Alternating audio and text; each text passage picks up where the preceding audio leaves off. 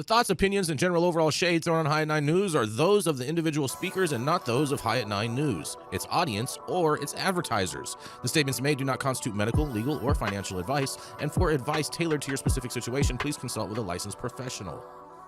Welcome to the High at 9 News Hour, where you will hear from cannabis industry experts and professionals from around the country talk about important topics while shining light on global issues and discussing cannabis as it relates to politics, regulation and reform, data and technology, science, research and medicine, family and parenting, art, celebrities and entertainment, fitness, sports, mental health and wellness, and plant-based medicines and entheogenics.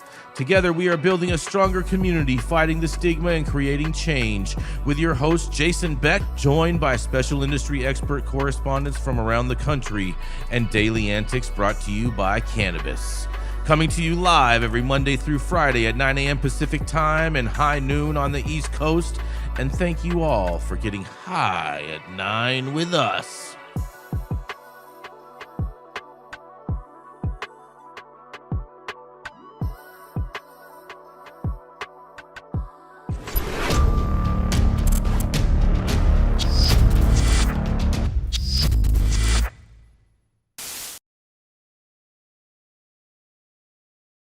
Well, good morning, everybody.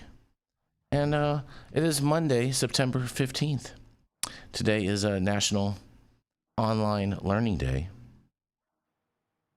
Online learning every day up in here. What's up? I think everywhere. Online learning is better than, I think, most of our public education. Fair enough, fair enough. It's also National Neonatal Nurses Day. Okay. Very nice. Thank God we need them, and we need them to be educated on medical marijuana. That's why marijuana use by people who have kids. That's why they have the internet, Michael. All right, that nice. Online learning, yes. It's not National Tackle Kids Cancer Day. I know you guys wanted to just say tackle kids. I know, but it's Kids Cancer Day. Jason, you know we only tackle disabled around here. It's you.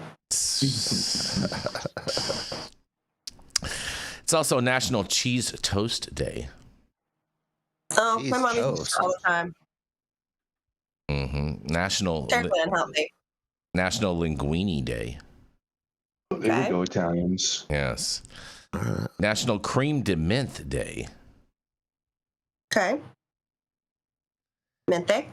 I find this one super interesting. National Felt Hat Day. Oh, Okay. that's me all day. Knew I it. love felt Kind of a hats. screwed. You're pretty much jinxing the Monday, Jason. If you go cream de menthe and felt hat, like no good day starts with either of those. Well, Bro, easy there. you downplaying Or my kids hat cancer, to collection, be dude? fair, Yarrow. Right, A felt, speak for there's yourself, nothing like a Yarrow. felt Stetson, dude. What are you talking about? Beaver, not felt. Well, now you're, killing some animals. We know you like to wrap yourself Yeah. in beaver, but you Yeah. should try a felt Stetson for once. Okay, Is that you just are 'cause you're looking for a definitely girl? demonstrating your lack of cowboy hat knowledge. Bro, I'm from Montana. What are you I talking know. about? You should know better. Beaver. Yeah. oh boy. You missed my joke, bro. Oh boy. I got your joke. I am wrapped in beaver. Believe you me. Look at the smile. I It was a know good exactly. weekend. Thank you. Okay. He's wrapped in beaver, you guys. Interesting. Well, it's also, you guys, it is also National Double Cheeseburger Day. Yeah, dude. In and out, double. Yes, Let's go. double. A double veggie cheeseburger or just with meat? No, with meat. Yeah, because if you don't if you don't have any meat, then you know what I'm saying. I'll pass on that, baby. Yeah. Well, Michael, we're gonna have to help you evolve a little bit, but it's gonna be all right. But anyways, I could do a double protein style right now for sure. Yeah, I'm with that. And thank you all for joining us and getting high at 9 with us. It's also high noon on the East Coast. And please remember to like, share, and subscribe to us on all social media platforms. You can look up above and down below to see exactly where we live on the internet. And we are live every Monday through Friday on YouTube, Rumble, Twitch, X, Instagram, Facebook, Kick, as well as on our very own website, www.high9news.com. So welcome to everyone joining us from any one of those platforms. And we are going to kick it off with the master of design, Mr. Jesse Barney. He's the founder of Barney Design Co. And Jenny Beth loves to call him our very own Ginger Ninja. That's right, it is none other than Mr. Jesse Barney.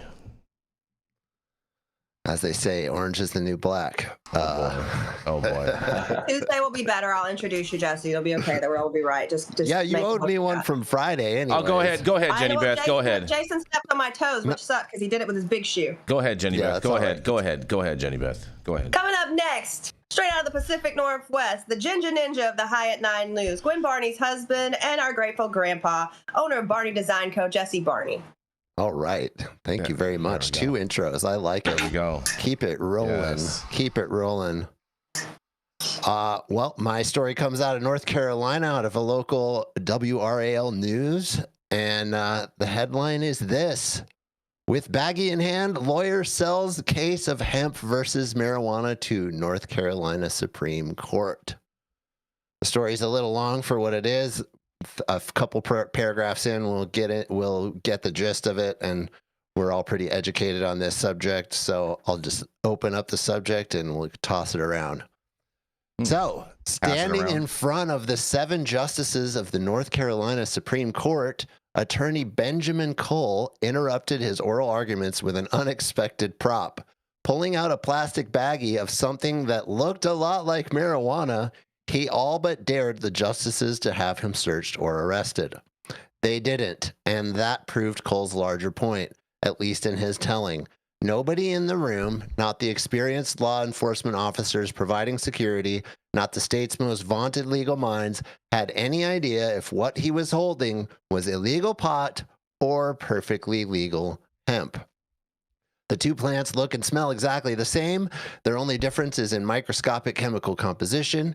And so when North Carolina legalized hemp several years ago, the State Bureau of Investigations itself said that police officers would no longer have probable cause to search and arrest people based solely on the distinctive smell or sight of that pungent, leafy green substance.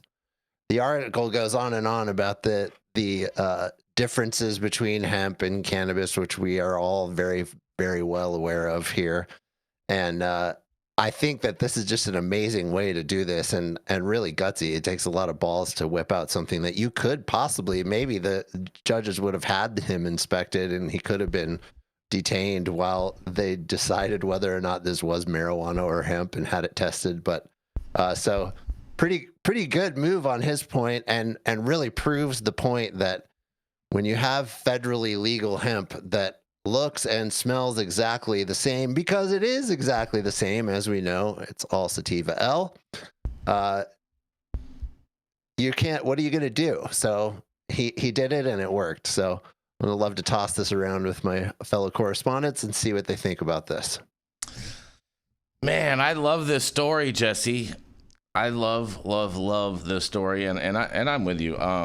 I think this was a fantastic way to create a legal defense argument, even if I'm not a licensed attorney. You know what I'm saying? Just a street attorney, basically. But this is definitely a way to win an argument and to convince a jury, in my opinion. Let's hear from a real attorney. What do you think, Michael? I think it's awesome. I think it proves a point. I actually had this experience last week in court. Last Wednesday, I have a hemp case that they arrested the employee and the owner for selling hemp flower and a bunch of other products and things like that. They ended up taking all their CBD products, their dog treats, everything in the raid. And this is a licensed hemp store in the state of Florida. And I asked the judge, do you mind if I bring in a bunch of hemp products to have the state test them with their mobile detect test and see if they'll arrest me? Walked out of the courtroom. I got an email soon after. Judge yelled at me, made me come back into court on Friday, and said that I was trying to intimidate him by bringing in false evidence and not respecting the court and trying to be intimidated and influence him to make a decision. I said, no, Judge, I'm just trying to prove a point. This is evidence, and their state tests do not in any way determine the different types of THC molecules when they're determining whether it's positive. That's my story. I think it's brilliant. I think it needs to be done. And I plan on bringing these products in, bringing a chemist in, and having them tested on the stand. And when these D8 products and things like that test positive on their mobile test kits, and we have the lab results showing they're 100% legal, we can shove it where the sun don't shine and show them their laws and that their current science is ridiculous and does not fit into the mold. And many people are getting arrested as a result of this because of the ignorance of law enforcement and their lies that these test results actually show for over 0.3% Delta 9 THC.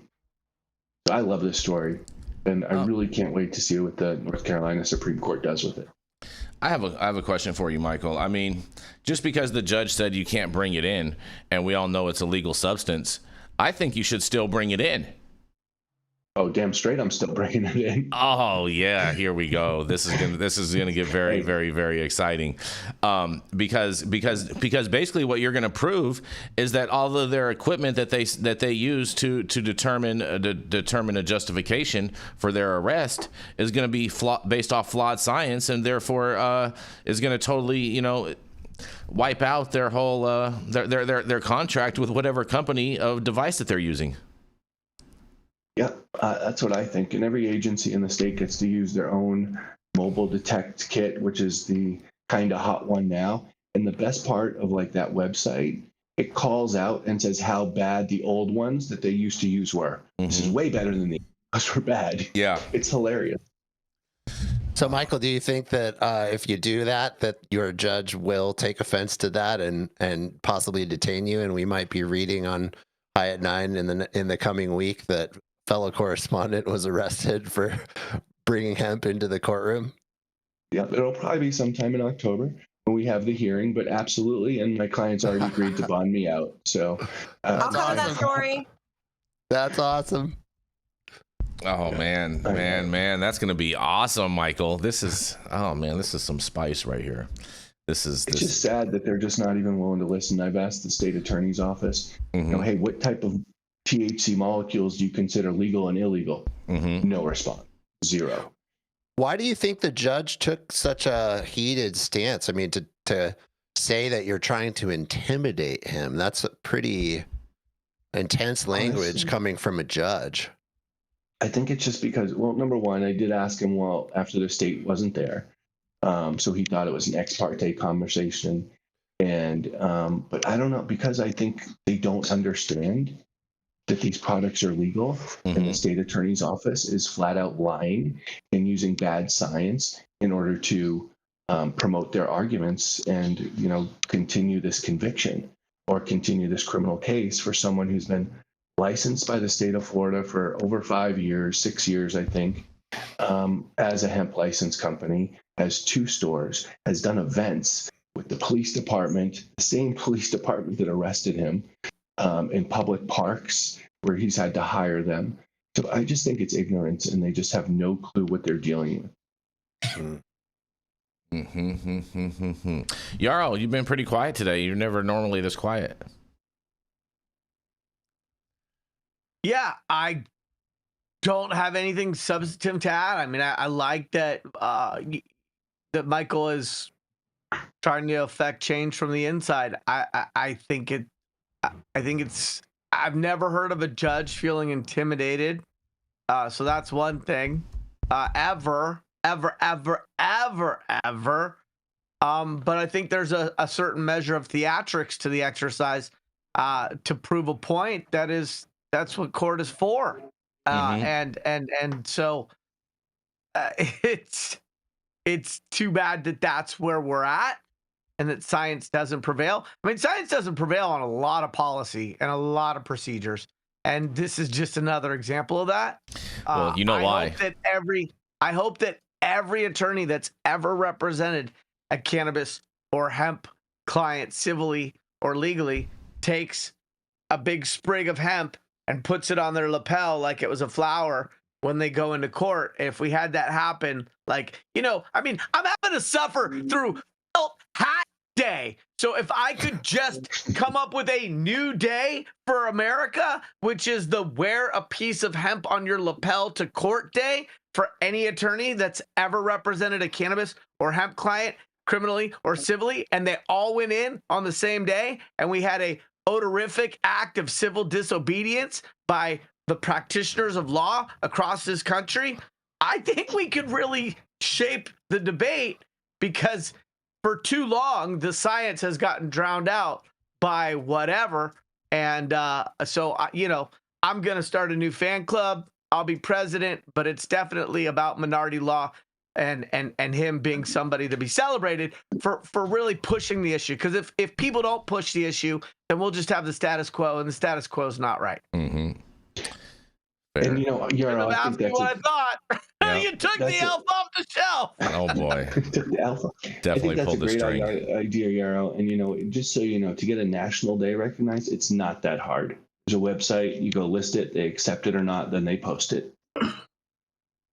Well, obviously not, because the felt hat people got it on the calendar.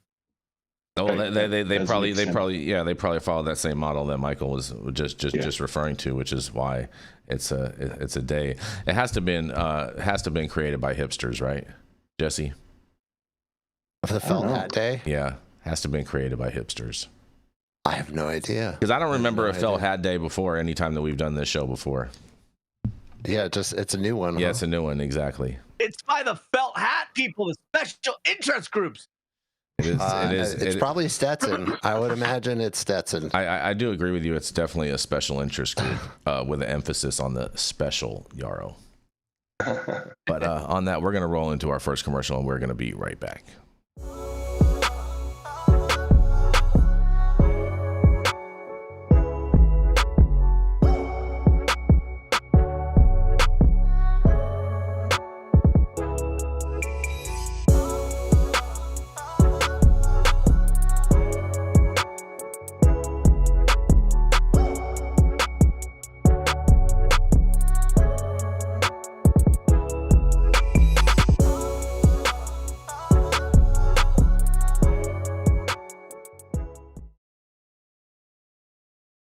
Back, you guys. Welcome back. And we are going to roll right into Mr. Michael Minardi. Michael has been an attorney in the cannabis space for over 20 years, helping patients, caregivers, activists, crazies, and, of course, legitimate businesses navigate the complex landscape out there in the great red state of Florida. And you can find him at his own law office, or maybe even possibly in court at Minardi Law. It is none other than Mr. Michael Minardi. Hello, everyone. Good morning and happy high noon on the East Coast, even though I'm doing it from the West Coast today. We got a great article today about this common theme that we've all been talking about is rescheduling. DOJ targets Biden cannabis rules while GOP committee seeks to block rescheduling, by Forbes. The Department of Justice is moving to roll back cannabis research and hemp testing pending rules adopted under former Joe Biden. Republican-led committee is seeking to block the Trump-backed push to reschedule cannabis, highlighting fractures within the GOP over cannabis reform. Attorney General Pam Bondi withdrew 54 proposed cannabis rules in the notice dated September 8th and published September 11th, including regulations on expansion of medical marijuana and cannabidiol research and analytic testing for hemp. The Medical Marijuana and Cannabidiol Research Expansion Act, signed into law on December 2nd, 2022, aimed to simplify the process for scientists to study marijuana for medical purposes. Previously, researchers faced stricter legends that could cause delay. However, the DEA, part of the DOJ, has now proposed modifications to regulations related to the new application process and submission of supporting materials electronically for those manufacturing marijuana or CBD for medical research. But it's unclear as to how the DEA will deal with these issues in the future. The DOJ also proposed to withdraw rules on analytical testing for hemp, which would exempt laboratories from DEA registration requirements if they perform chemical analysis solely on hemp samples produced under an approved hemp plan. While it remains unclear whether the DOJ's cancellations of Biden era rules will impact efforts to reschedule, a White House official told Marijuana Moment that the action should not be interpreted as a withdrawal of the rescheduling proposal, or rather a withdrawal of the analytical labs in hemp. GOP committee seeks to block scheduling cannabis rescheduling. GOP-controlled House Appropriations Committee approved this week a fiscal year 2026 funding bill by a 34 to 28 vote that would block the DOJ from using federal funds to reschedule or remove cannabis from Schedule 1 under the Controlled Substance Act. None of the funds appropriated and made available by this act may be used to reschedule or to remove marijuana from the schedules established under Section 202 of the Controlled Substance Act. The legislation would therefore reserve authority over cannabis scheduling exclusively for Congress. And I think we've spoken about that before, but I don't think that that's correct because of the Attorney General. The advancement of the CJS appropriations bill followed U.S. President Trump's remarks at a White House briefing on August 11th when he said he's looking at cannabis rescheduling proposal initiated under Biden and expects a decision over the next few weeks, almost a month away from that. Uncertainty over rules for cannabis research and hemp regulations, along with efforts to block rescheduling marijuana, however, highlight divisions within the Republican Party. In late August, 9 Republican House lawmakers sent a letter urging the DOJ to halt cannabis rescheduling. The letter criticized Biden's recommendation to reclassify it as Schedule 3, warning it could send the wrong message to youth and benefit large cannabis companies and foreign drug cartels through federal tax breaks. It would send a message to kids that it's not harmful and allow big marijuana and foreign drug cartels to get billions per year in federal tax breaks. Yet recent polling suggests GOP voters may feel differently. A March survey by Fabrizio Lee and Associates found more than 70% of all voters, and this is the best one we've heard so far, and 67% of Republican voters support rescheduling to Schedule 3. The scheduling of cannabis from Schedule 3 to 1 would recognize the medical use of the substance, reducing federal restrictions on research. Scheduling could make it easier for cannabis companies to access banking, reduce their tax burdens, and expand business opportunities. And that's it. I think that's a great opportunity. It's a great article. It's very interesting. There's division within the party. You've got to get these people on board to be able to do so. And we're still hoping, obviously, that Trump's timeline of 2 weeks, just a month or a few weeks, comes through. So I just thought this was topical. You know, the rescheduling issue has always been hot. Everyone's concerned about it and wondering what's going on. And I'm excited to continue to push the ball forward on this issue. Mr.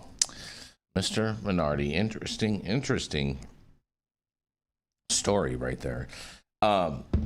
First off, 67%. That's an extremely high number for them to poll, to say that they would prefer descheduling over rescheduling, and the fact that people would know 67% would know the difference. I'm even more amazed about. That's not what it said. It said that they support rescheduling. Oh, rescheduling. Oh, okay. All right. Well, I heard that wrong. 67% support rescheduling to Schedule 3. Got it. Okay. All right. Yeah. I was okay. It's okay, Jason. You got to have at least one of those. You were doing two things at once. It's fine. Yeah. No worries, you guys. All right. Fair enough. 67%. Nonetheless, that's still high for rescheduling. I wonder if that would change if people understood how rescheduling works. Yeah, the cannabis industry itself is split on how they believe that this is going to work. The average American sees this as progress, though, Jesse. You know what I mean? They just see that, hey, you know what? It's listed as Schedule 1, so if it goes to Schedule 3, it's obviously not as bad as being a Schedule 1. So they look at it as progress, even though the average cannabis industry professional views it the same way. That's a fair point too. Yeah, I don't think there's any difference there. And I think that's where the message gets spread from us to the greater world. And unfortunately, because of the division, we don't have a uniform message. And the message that is mostly told is that rescheduling is a good thing. Mm-hmm. Now, as it says at the very end of the article, it would recognize the medical use. That is a good thing. You can't say no about that. No matter what you think about rescheduling, you can't contradict the fact that declaring it to actually be medical and have value, that's important. And that would immediately bring a landslide of research that would start to happen that's not currently possible. That is a good thing. No matter what happens, reschedule or deschedule, that's a good thing. Yeah. The last line about rescheduling could make it easier for cannabis companies to access banking services, etc. To me, that depends on if you get a DEA and an FDA license. You're going to have to relicense to be a Schedule III manufacturer and distributor that would distribute products to a pharmacy. And that product is going to have to be FDA approved before that happens. So you're only going to be able to bank if you're approved and you get a license. So that's a huge, huge change.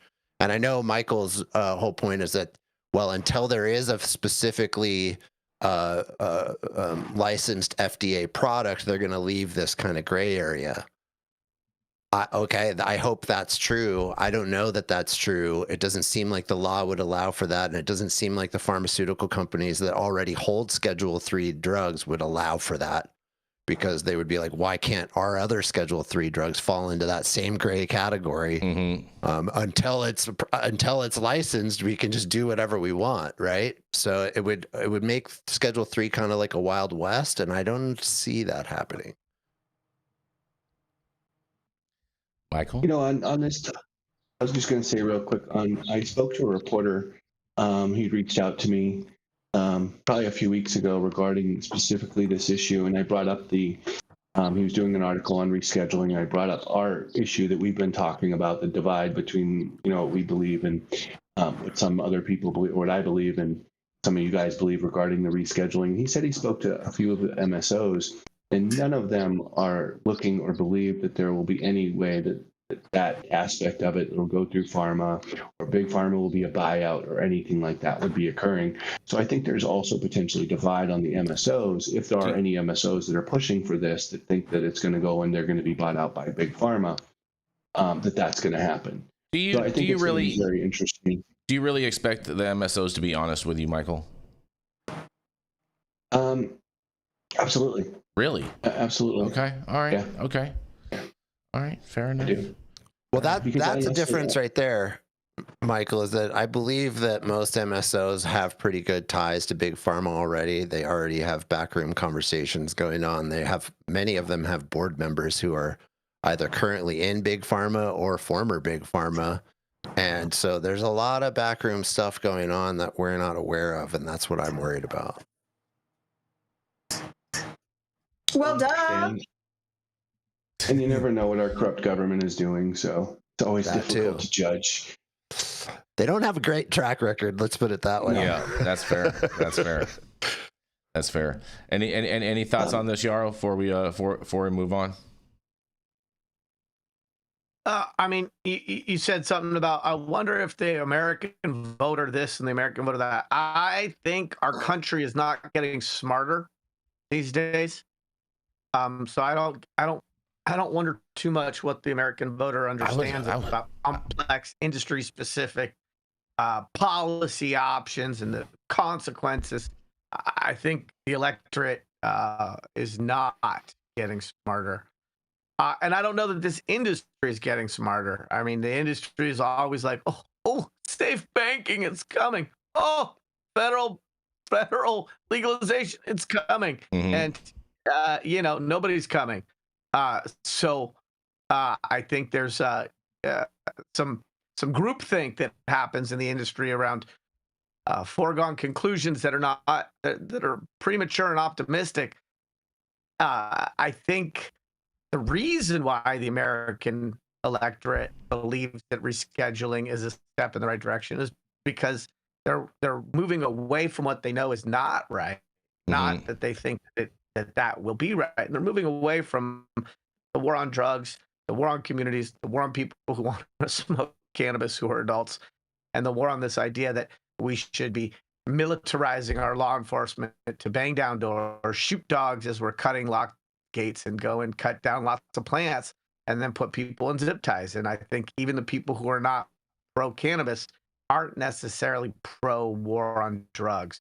But we've got decades of public policy data to show that that was not a very effective approach unless your desired income was stripping communities of their Second Amendment rights forever, for life, because of felonies, destroying families and homes, asset forfeiture, and the prison industrial complex. And so if that was your goal, yeah, great, you did a really good job. But if the goal was to have safer communities, more stable families, better opportunity for the next generation, then, having guys in camo pants dropping out of helicopters to cut down plants. I mean, unless you're talking about some massive cartel thing on BLM land within 100 feet of a protected salmon riparian habitat, the whole thing has just been crazy. And we're looking back on it going, gosh, this is crazy. Just the way we look back on a lot of other stuff we've done and said, this is crazy. Like, it was pretty crazy to burn women in Salem 150 years ago. That was pretty crazy. But it was a witch hunt. Pretty crazy. Exactly. I'm glad you got what I was putting down, baby.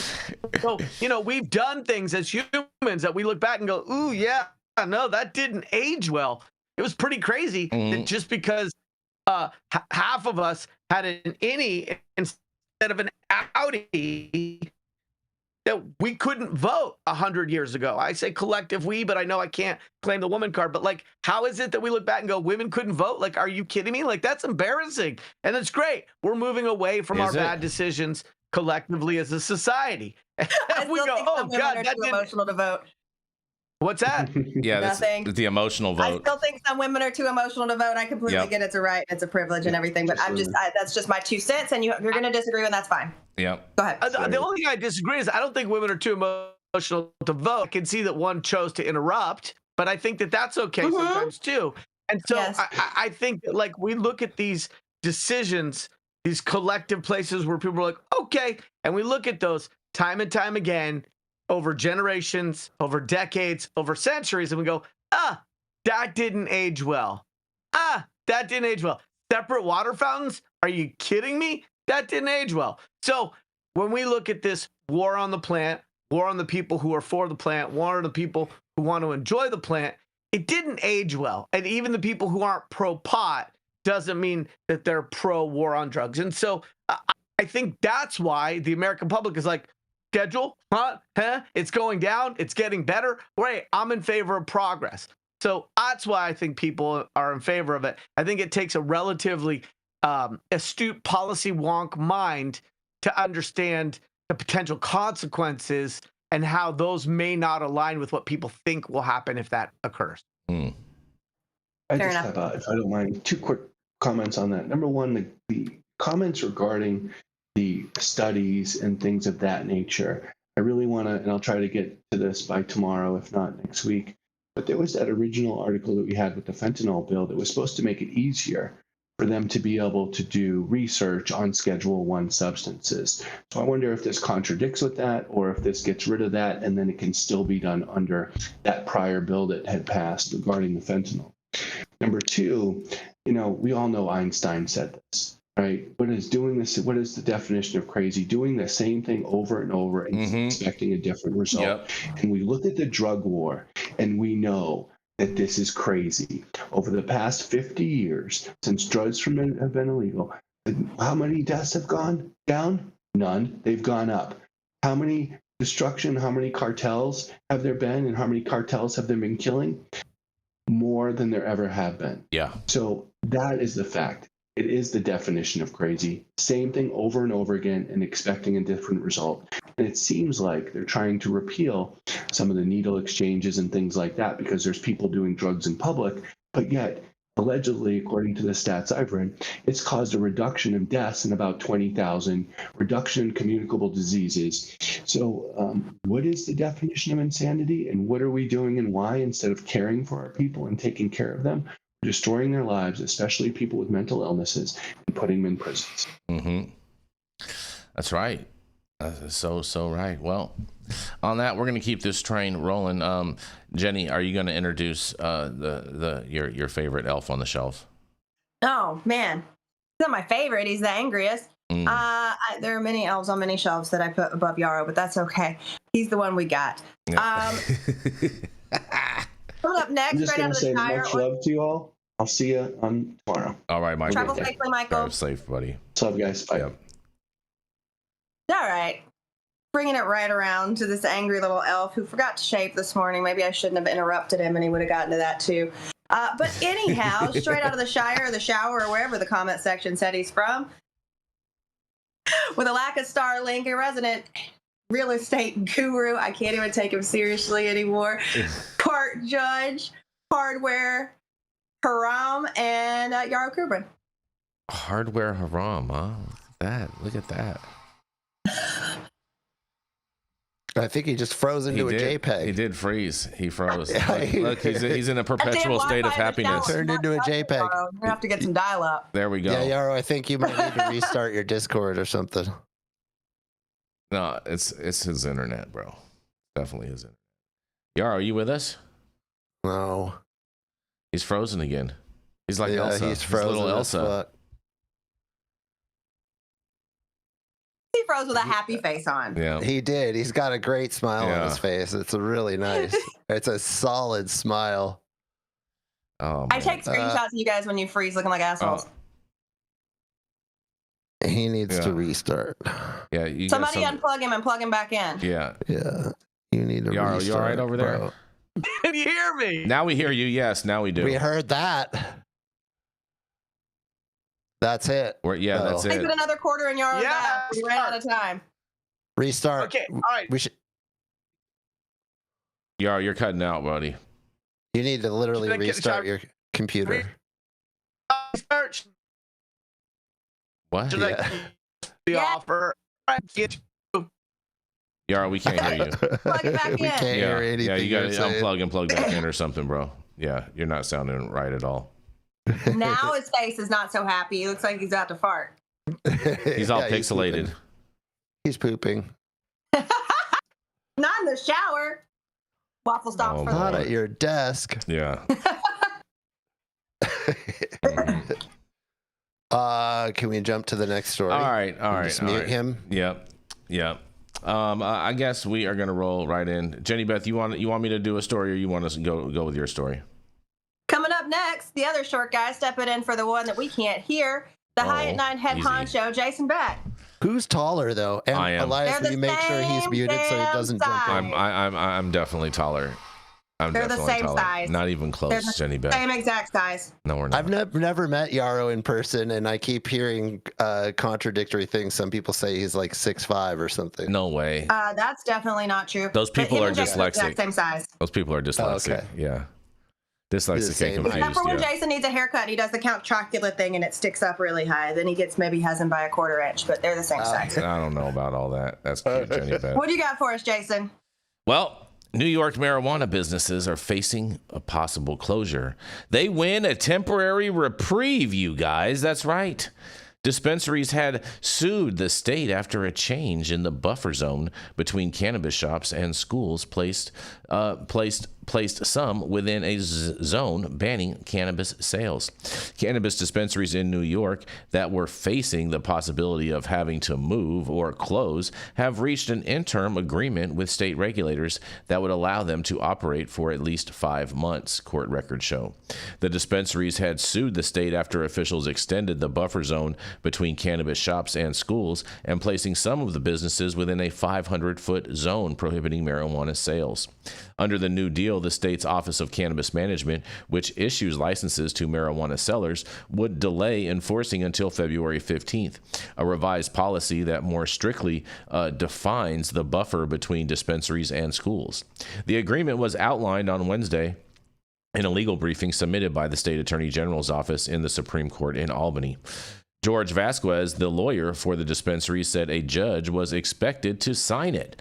But more than 150 dispensaries were threatened with closure if the legislature did not carve out an exemption to allow them to stay in place. The owners affected by the measurement change are mostly people of color whose applications for dispensary licenses were given priority because they had been pushed under New York's earlier anti-marijuana laws, a central aim of the 2021 law that had legalized adult use marijuana. Dozens of the dispensary owners, were awaiting final approval to begin sales and had license renewals coming up in a period before lawmakers could take action. And state law bars dispensaries from opening within 500 feet of schools, and the Cannabis Agency had previously measured the 500-foot distance from a dispensary's entrance to a school's, but in July, the state Cannabis Agency, under new leadership, said that method was incorrect and that officials were required to remeasure from schools' property lines. The Office of Cannabis Management and the Attorney General's office declined to comment when they were reached by email. And Governor Kathy Hochul has said she was surprised and angry to learn that the agency had been measuring the buffer incorrectly. She was not surprised. She was trying to get them to open up. Though officials in her office were responsible for approving the method exactly in 2022 and 2023, and at the time her administration was under pressure to get legal stores open to combat a proliferation of illicit shops, just like I said. Interesting. Key lawmakers and former officials at the Cannabis Agency, including its first executive director, pushed back when the governor and current officials described their actions as an error, and other lawmakers and community groups had expressed concerns about the proximity of some dispensaries to schools. The policy shift created another headache for business owners who had navigated years of red tape and lawsuits to open their dispensaries and who are still contending with strict rules and high taxes while unlicensed shops undercut them. And Cos Marte, the co-founder and chief executive of Combud, a dispensary on the Lower East Side of Manhattan, said he was relieved to be able to renew his license, which expires on October 6th. Although state officials had said affected dispensaries could continue operating if their permits lapsed, he said vendors that provide key services such as marketing were skittish and that the uncertainty left him unable to make plans. In a quote, "It's hard to predict what's going to happen next in the industry," he said, "but I think it's a win." Nubia Ashley, who was waiting for approval to open her dispensary in Manhattan when officials announced the change, said she was ecstatic about the deal, and she said she was eager to pick up the negotiations with farms whose products she intends to sell. "I'm going to open the second they tell me I can," she said. The bill, oh man, you guys, New York, you're the gift that keeps on giving. And this is whole shitstorm, whole can of worms. The fact that Governor Kathy Hochul is saying, "Oh, you know what? I'm appalled that they measured in this manner." She's just so gaslighting. I can't wait to hear what you guys all have to say about this. But good job to those stores that don't face immediate closure. Congratulations, guys. Yarrow, you're back. Can we hear you now? Yes. Oh, look at that, bro. Yes, you can. The deep state is trying to silence me as the voice of reason on this show. I don't know about that. The voice of crazy, you know what I mean? The voice of the Shire, maybe. That's about it, but that's cute. Well, I'm the only one who doesn't regurgitate talking points for breakfast, so I think that's important. I regurgitate truth just constantly. Yes. So what do I think about this? I think Kathy Hope, I can't pronounce the last name, so sorry, Kathy. I think the governor of New York has done a really, really good job of blaming the people in her administration instead of taking responsibility for the things that have happened under her leadership. I predicted that New York would be a dumpster fire, not because I have anything against that important market, but because most of the states have done less than optimal rollouts. They have had their share of challenges. I think they are trying to do good. I really do.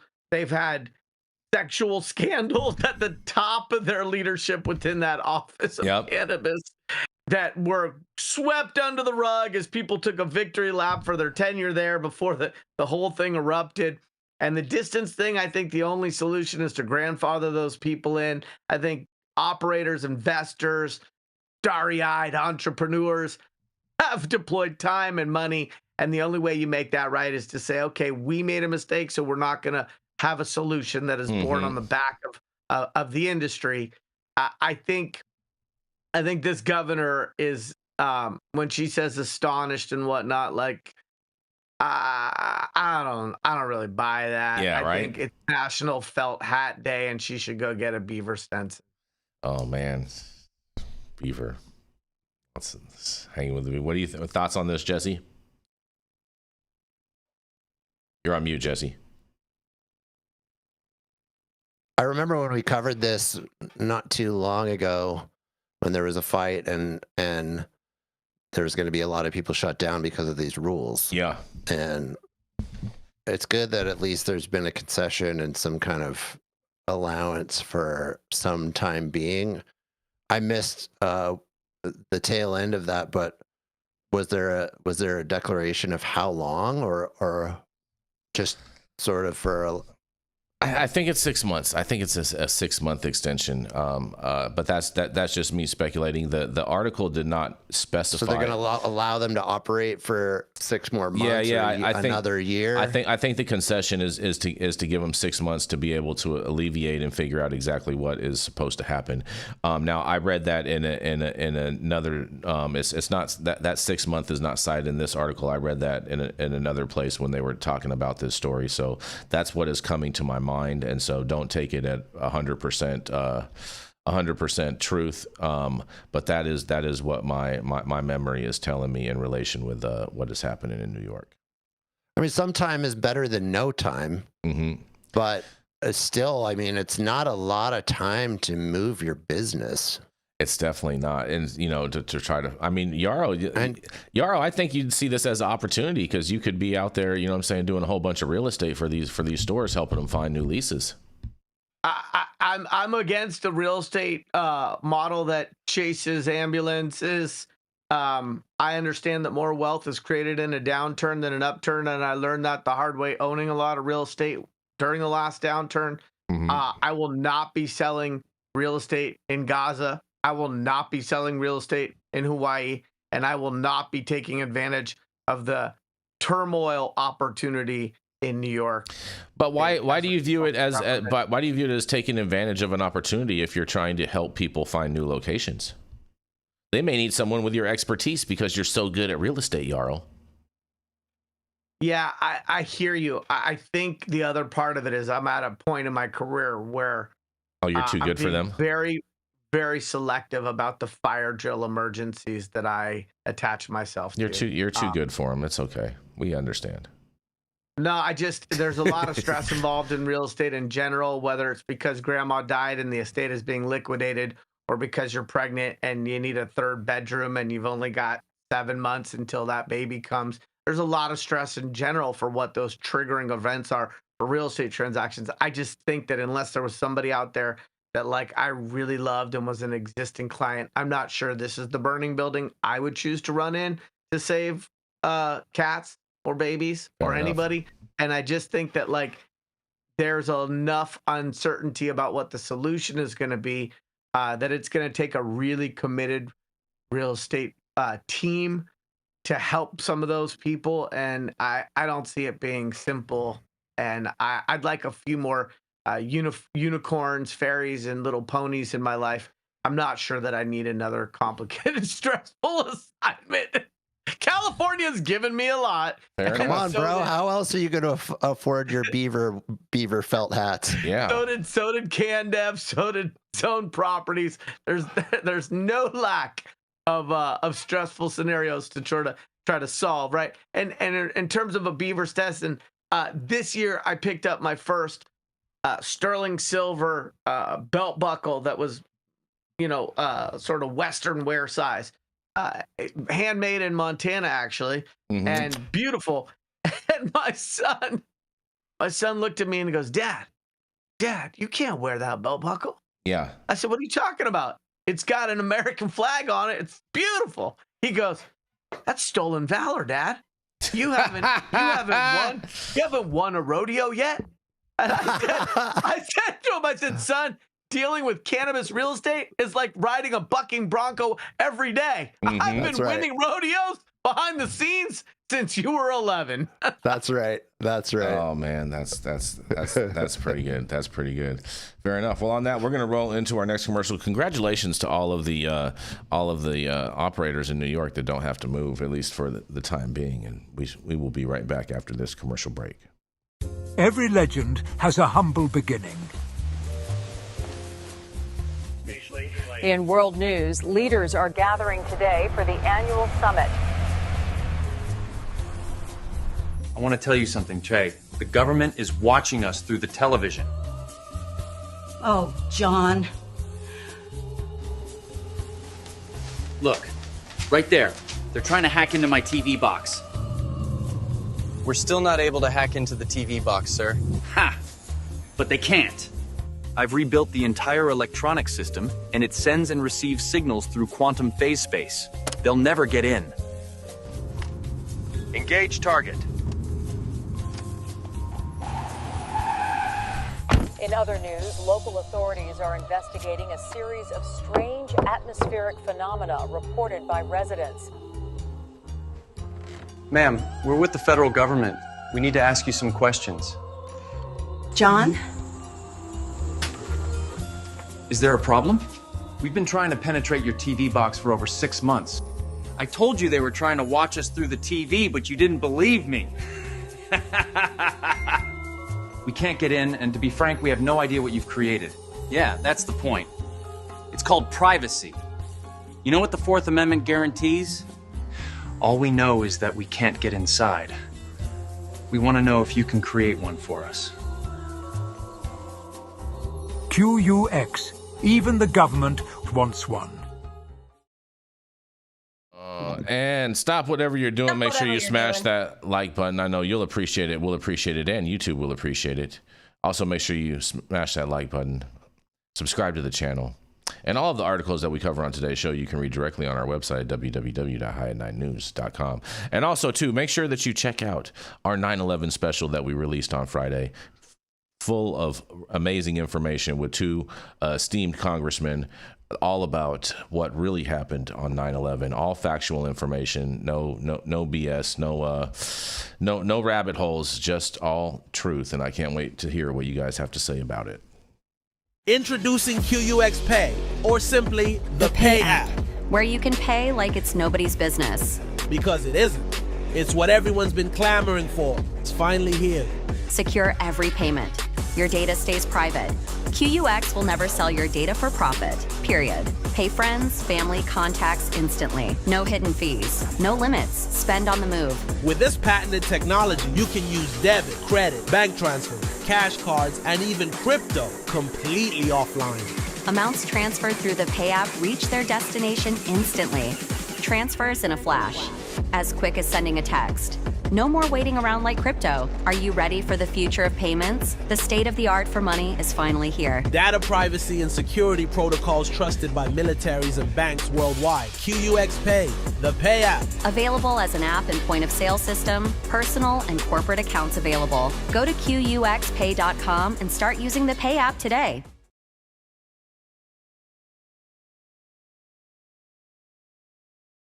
Oh, yes, and we are back, you guys.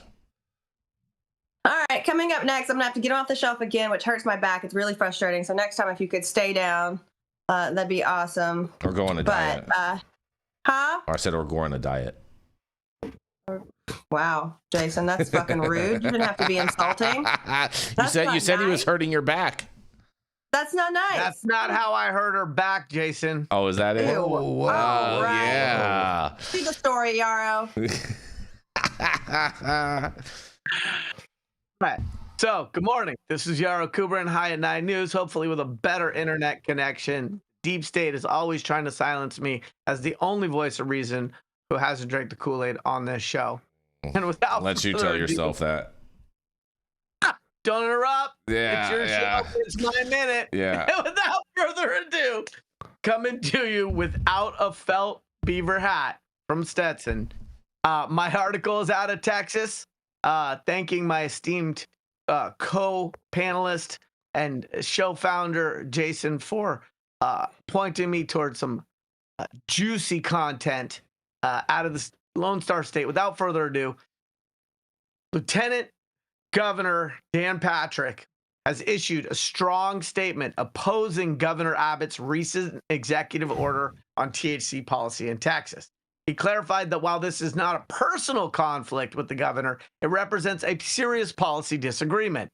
Patrick argued that the order unintentionally sends a message of legitimacy to the THC industry, which he claims has long exploited loopholes to sell unsafe and mislabeled products, particularly to minors. He emphasized that the governor himself has stated he does not want to legalize marijuana, but that the executive order effectively moves Texas in that direction. Patrick highlighted that the legislation Patrick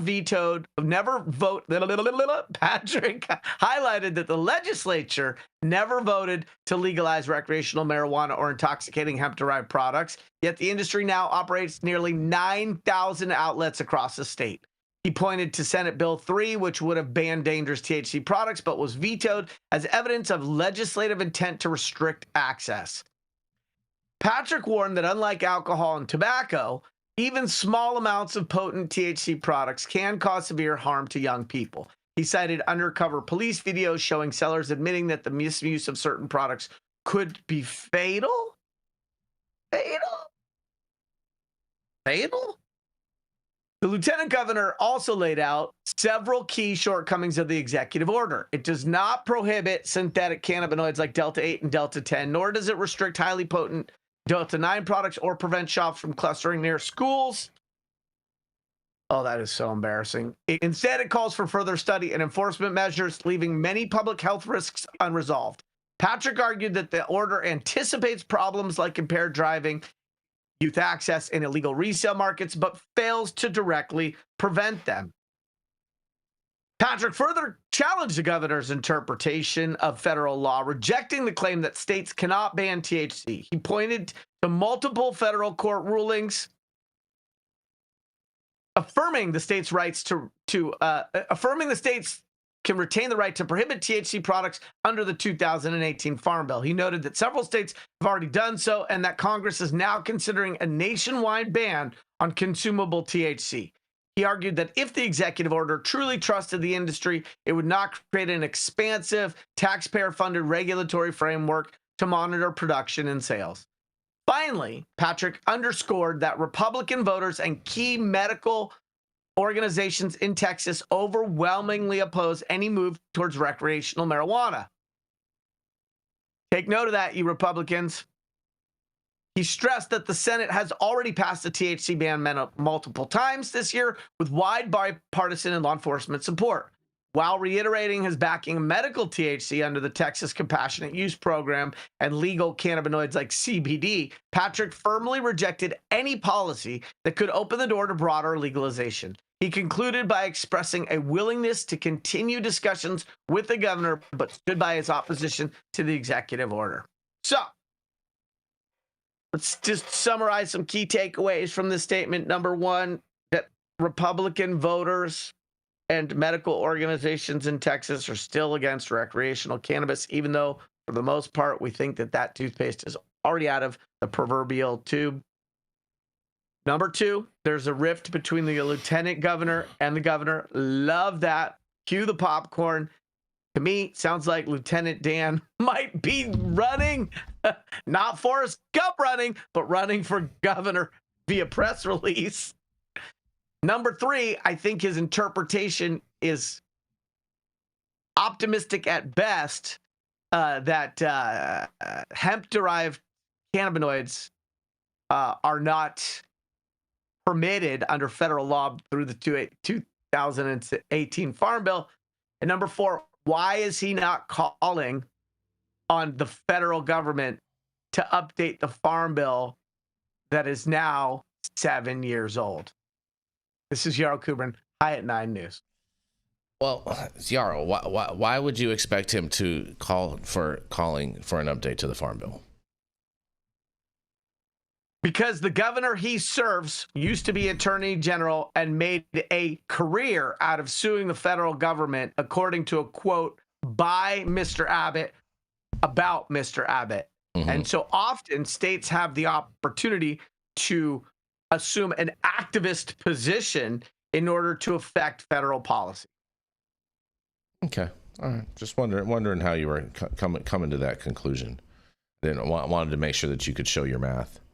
Because I don't understand why he would call for the federal government to do that. He's just the lieutenant governor. He's not even the official governor. But like I said, when Abbott was the Attorney General of Texas and somebody asked him what his job was, his quote was, "I sue the federal government." So states have a methodology to create change on a federal level by kicking up dust, often through the courts, often with corresponding press releases and appeals to public sentiment. You can see California doing it under this president. We saw then Attorney General Abbott doing it under previous presidents. So it's the deafening silence coming from this state that is not asking for the federal government under Republican leadership to do its job and update the Farm Bill, 7 years old, that didn't get done under the previous president, and where many states, and not just Texas, are trying to patch together solutions because the federal government is asleep. Well, interesting. They're in a CBD-induced coma. Yarrow, don't you think that maybe they don't want that to happen because given that there's 7 years of economic change that's been happening because of the Farm Bill and all of the players that have gotten involved in the hemp industry, that they don't want to upset the cart, so to speak?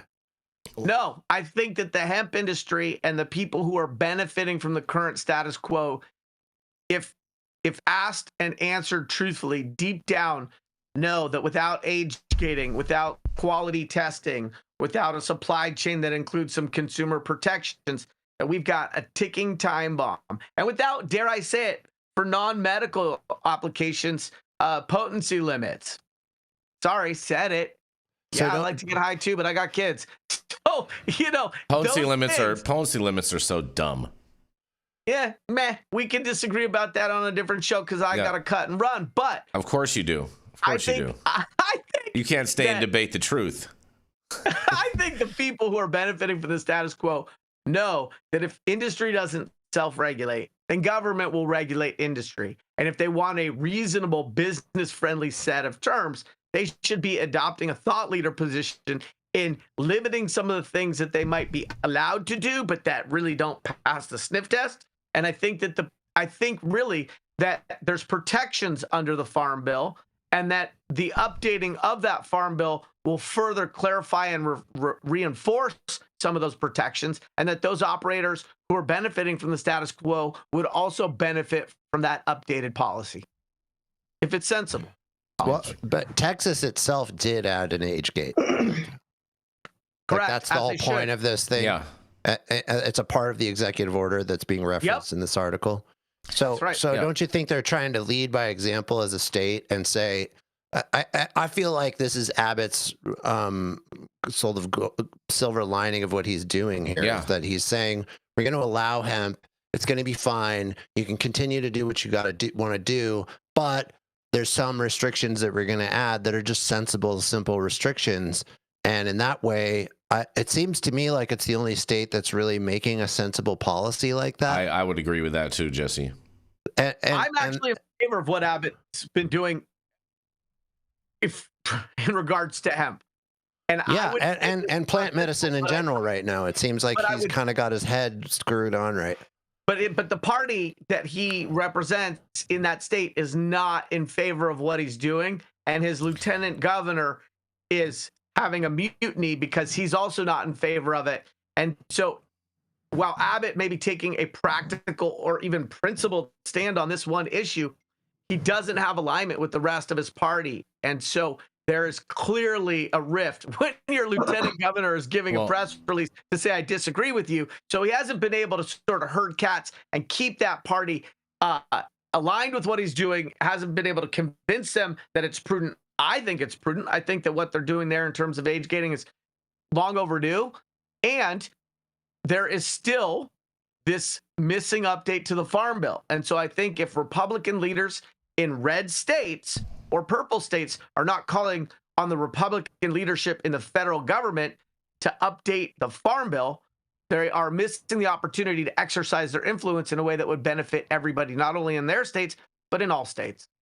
Well, I'm with you. Yarrow, I think the age gating doesn't make sense, but you want to classify all of the Republicans in the legislature as being prohibitionists, and I don't think that's fair because a lot of them got their arms twisted by Lieutenant Governor Dan Patrick and were forced to vote for the ban in order to get other different budgetary allocations for their members of their district. And so, Lieutenant Dan Patrick was playing dirty politics, and I think that's just even more of the reason why individuals in Texas need to make sure that they vote him out of office come this next primary election for that position.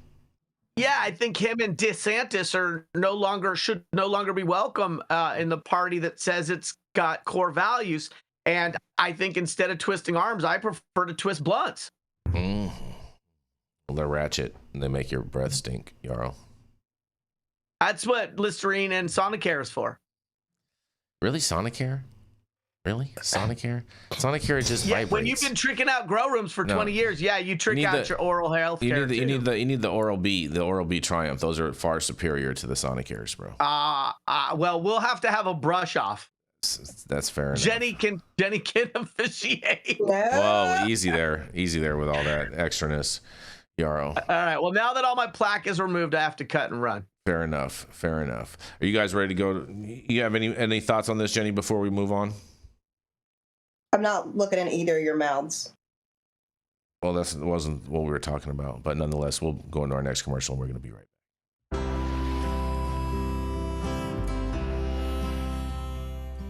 Oh man, your knees still bothering you, man? Yeah, my left one, But I'll tell you what, I've been using this new CBD cream, and it works like a miracle. CBDs? I done heard about them CBDs. I was out there on them Twitters the other day, and I heard they get you high as a kite. Well, not this stuff. This stuff is tested. Every batch, all the way through, pharmaceutical grade, and in a GMP certified facility. So you're not going to have to worry about flying high. GMP certified? I might have to try some of this out. Where am I even find this? You go directly to aimhighhemp.com and they will ship it to your door right away. Test it. It's not a name, it's a promise. And we are back, and we are going to roll right into Miss Jenny Beth Dills. She's the founder of Kind Cannabis and of Justice Served, a 501c3 that helps justice-impaired individuals get their life back on track after they've been subject and victimized of the track. That's right, and she can help you even get your Met track on track as well. It is none other than Miss Jenny Beth Dills. Yep, all those things. I love that. I got a hop on pop version of fucking an intro today, but thank you, Jason. I appreciate it. Thank you. All right, Hawaii, for those of you that were waiting, is once again at the center of the cannabis legalization debate. Medical marijuana has been legal in the island since 2000, and the program has expanded to recognize out-of-state patients and support thousands of residents, but recreational use remains illegal despite efforts in the legislature to change that. Representative David Tarnas, chair of the House Judiciary and Hawaiian Affairs Committee, has pushed for legalization, saying his constituents in Hawaii's hemp and cannabis industries want a stronger regulatory framework. Though his latest bill failed, Tarnas says he's planning to reintroduce legislation next year, drawing on lessons from other states. Supporters argue legalization would provide quality control, consumer safety, and economic opportunity, especially as Hawaii looks to capitalize on cannabis tourism. The state's Department of Health has said it supports rescheduling cannabis federally to Schedule III. Nothing that its current status as a Schedule I drug conflicts with, noting that its current status as a Schedule I drug conflicts with growing medical evidence. But opposition remains strong. Honolulu prosecutor Steve warns today's cannabis is more potent than decades ago and links recreational use to public health risks ranging from psychiatric issues to addiction and increased ER visits and environmental harms from illegal growth. Health officials also caution that broader legalization could negatively impact public health. What a dick. For now, recreational use is still off the table in Hawaii, but with 24 states already legalizing adult use, and lawmakers like Tarnas pushing to revisit the issue, the debate is far from over. Whether Hawaii joins a list of legal states or remains on the sidelines will come down to the next round of legislative battles. The question remains, will Hawaii embrace adult use cannabis or continue to hold the line? So, yeah, here we are. We are stuck. This is a fail to start. It's really unfortunate, but yeah, it's a tough one. And also, let's go ahead and acknowledge that David Tarnas's bill would be very protectionist and is going to keep things very small and is probably going to go to special people that he's already shaken hands with. But that's just what I've noticed in conversations that I've had with him. So, throwing it back to you guys, what do you think? Hawaii. I mean, I find it interesting how they're saying, hey, you know what, we might go to adult use, but then at the end of the article, they retract it back and like, hey, just so you know, there's no plans for us to even really consider this at the moment. It's like they're like, hey, you know, now you see me, now you don't, kind of thing. It's like, hey, we may consider this, but we probably won't. So, you know, but here's a little food for thought.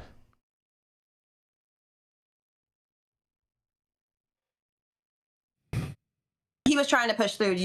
Nobody wanted. That's why it failed. That's why it kept flopping, because people in the Hawaiian government, it keeps putting forth all this legislation that is absolutely protectionist. It's bullshit. It's kind of like Kim Rivers would have written it. So yeah, of course it's going to keep getting shot down, and hopefully it does get shot down until they get it right. Interesting. Bad bills just don't work for people, man. That's the big problem. That's a big problem. Just open up the market, free it, open the market, allow people to have stores, you know what I'm saying? Grow the plant, you know, allow for home grow. It's really not that difficult to be able to put a working model together, but people get involved with too many different special interests and basically have sold too much of their soul to these different entities with different agendas, and that's how we come up with these bills constantly over and over and over. All right, Jesse, thoughts? I mean, I'm happy that they're debating it and that it's at least a conversation. That's good. It's a very heated conversation.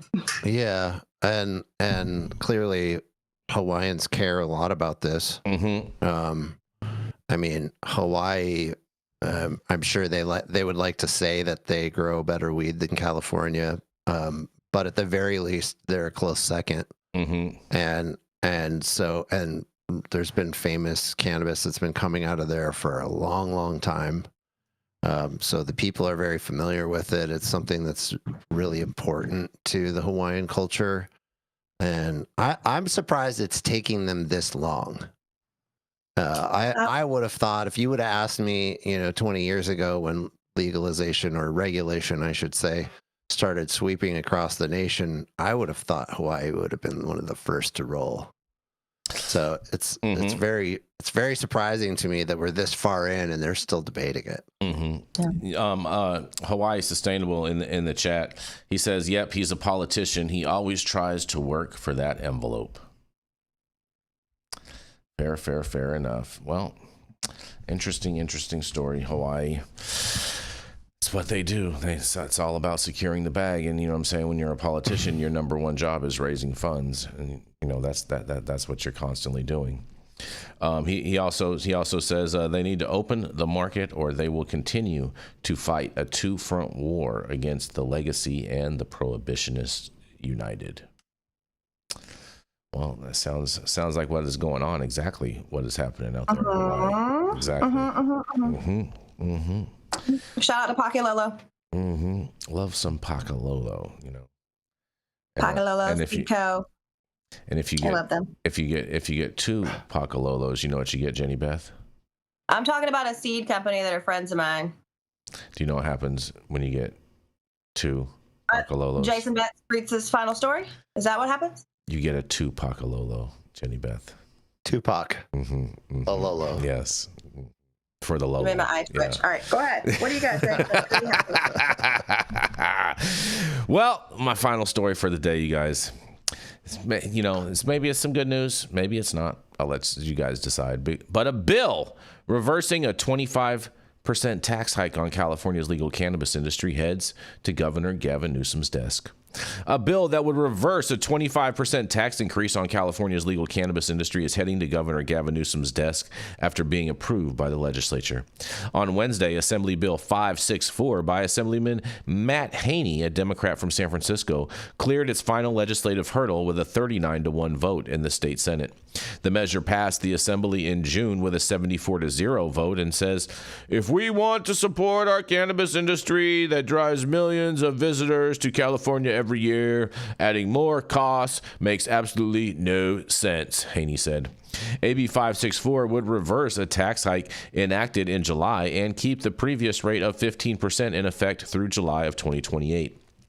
Supporters of the measure argue that raising taxes on cannabis, which are as high as 45% in some areas, have weakened the state's legal cannabis industry as it struggles to compete with the black market.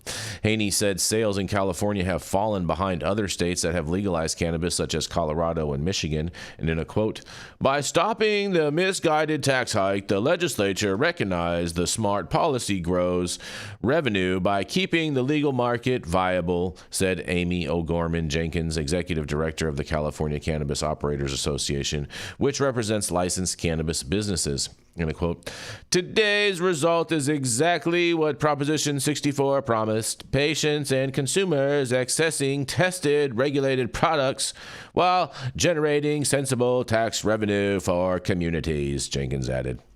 Voters passed Prop 64 in 2016, which legalized the adult use possession, cultivation, and sale of cannabis for adult use purposes, along with a 15% excise tax. Well. Man, the too bad that 15% excise tax is really a 27% excise tax because it's misguided and badly written. But I can't wait to hear what you guys have to say about this. Hopefully the governor will sign it.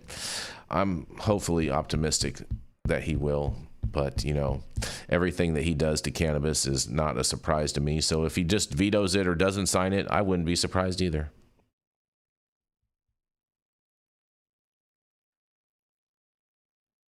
No thoughts? Okay, interesting. You cut out. You cut out a lot. Really? Yeah, for most of it for us, yeah. That's crazy. Your mic, I think, is particularly to the side of your face. I'm sorry. Today. I'm sorry, It needs guys. to be more in front of your mouth. I apologize. I apologize. You'd see mine, like how I eat it. I know. You're the set example, Jesse. I am setting the example. Yes. This is California and their excise tax. Mm-hmm. And they're trying to keep it down. Well, they're removing the tax that they put in that went in a few months ago. That was basically designed to replace the cultivation tax by increasing the excise tax. And so this bill would repeal that increase and just keep it at the 15%, which is actually 27%, even though they don't want to admit that. Which is still too high. I agree with you. I agree with you. You think Gavin Newsom will do this? You know, I'm hopefully optimistic that he will sign this bill. The fact that it got such high percentage and the fact that Democrats pretty much control the legislature, you can't really get anything done in the legislature being a Republican in California because how the state is gerrymandered and whatnot. And they're trying to push this Proposition 50 down voters' throats as saying that it's to protect voter integrity, which is total bullshit because there'll only be like 2 Republican seats left in the entire state of California when we know that doesn't represent the state adequately. So, you know, you never know with these guys. These guys are all just, you know, playing kabuki theater constantly for, you know, to keep power and regain control. So I never know with these guys. I hope that he does, but I'm not going to hold my breath thinking that he's going to. Yeah, it doesn't bode well. I mean, there just has been no good track record with this. Mm-hmm. And California keeps, as Frenchie like to say, killing its own golden goose. You know, they definitely had the majority of the best growers in the world who grew the best flower in the world. They became incredibly good at growing flower, and Hawaii loves to jump in and say Hawaii does too, but I just don't think they have as many or as much And they definitely didn't have as much output to the United States overall that California had. And to see that golden goose just killed over and over and over again, to the point where all of these quality growers now they're in Oklahoma, they're in New York, they're in Thailand, they're all over the world trying to figure out how to make it when they should have been supported in California to begin with. Yeah, you know, Jesse, you bring up a good point, because they thought that this golden goose was actually a dead horse, and they just keep beating it to the ground over and over and over again. I know. I don't understand it. It doesn't make any sense. And then they're crying about not having revenue. Jenny well, Beth. you're killing your own industry, so how did what do you expect? Exactly. What are you gonna say, Jenny Beth? Do you think he's gonna sign it? No. No? Think he's not? You think he's gonna veto it? I don't know. I don't think he gives a fuck. Sorry. No, he doesn't, except for his I'm not supposed podcast. to say the F word because Jason's trying to monetize, so oopsie, sorry, my bad. Beep. You should get. That's what you need. You need to add a beep button. We could do a second. Yeah, but then we wouldn't be then we wouldn't be a live show, Jenny Beth, and you totally. No, that's still live. You just thought a 7-second delay. Every live show does that. It's not Jesse. It's not. That's way too much. Every live show in the world, Jesse, does live, I'm not going into this. It's not realistic. Okay, it's just not. All right. Well, maybe not right now, but yeah, it could work. Exactly. So.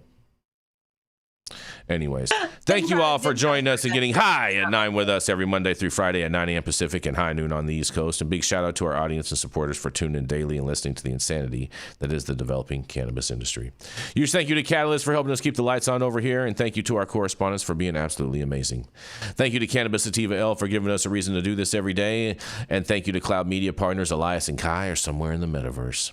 And thank you all for tuning in and getting high at 9 with us. We are America's #1 daily cannabis news show.